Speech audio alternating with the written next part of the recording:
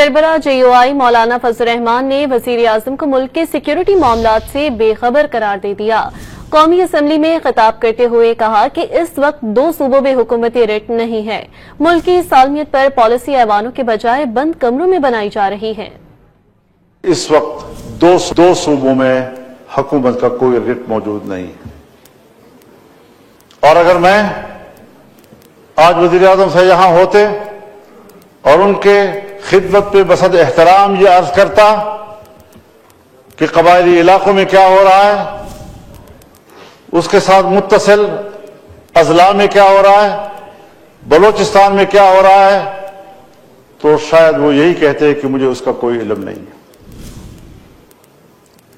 अगर मेरा हुक्मरान जिस हैसियत में भी है मुल्की मामलात के बारे में इतना बेखबर है, और मुझे याद है एक जमाने में हमने मिलकर काम किया है, अफगानिस्तान हमारे जरगे जाते थे और मैंने जब उनसे पूछा तो उनको कोई इल्म नहीं था।